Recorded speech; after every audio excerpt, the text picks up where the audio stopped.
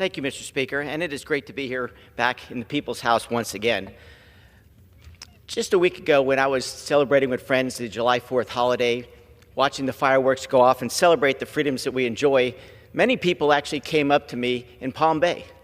In fact, one mom came up to me and said, "How could you vote to take away my child's Medicaid? He's disabled."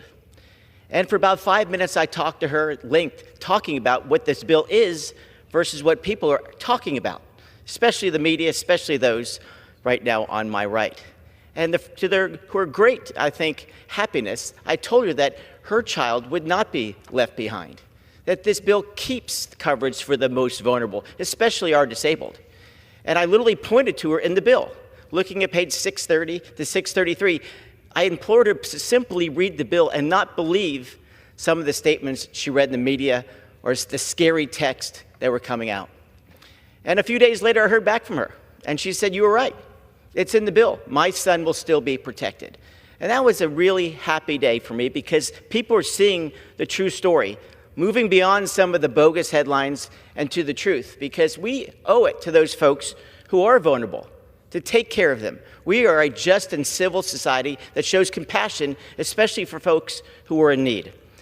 And when you read that bill closely on the page 630 to 633, it outlines if you're a senior in a nursing home, you're protected. If you're a child of low-income parents, you're protected. If you're a pregnant woman, you're protected. Those are important items. We made those promises to our most vulnerable. But we also sent a very clear message that if you are able-bodied, get out there and work. Be a part of the American dream, the American experience. And make sure that we're all playing on a level playing field.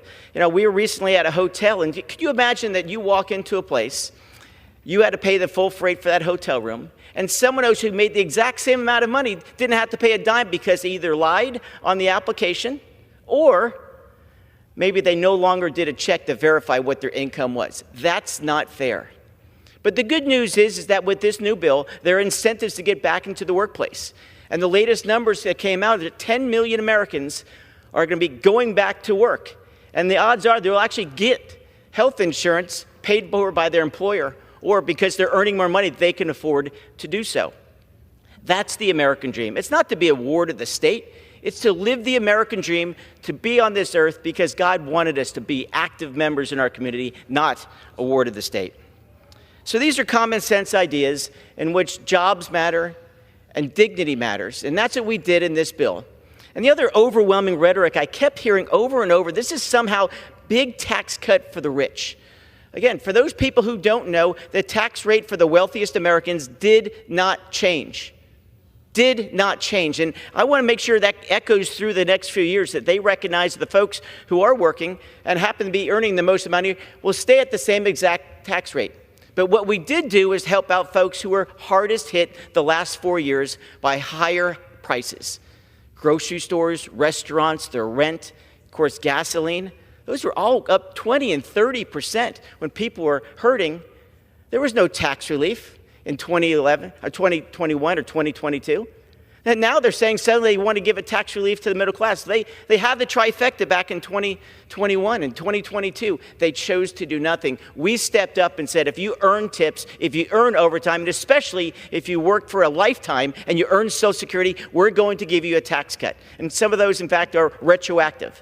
That's real money in people's pockets, and we're moving this country forward. And so I am happy to be a part of the big, beautiful bill, to back up what we talked about in the campaign trail, and to have a leader in our president who's willing to put it all on the line for people who are in an unfortunate situation. That's the American dream, and that's why I am proud to support this bill. And I can't wait a year from now when they see some of the mistruths that were stated on this floor come to reality, that we protected the most vulnerable, and we stimulated this economy, and we grew this economy, and really took on the status quo in Washington, D.C. And with that, Mr. Speaker, I yield back.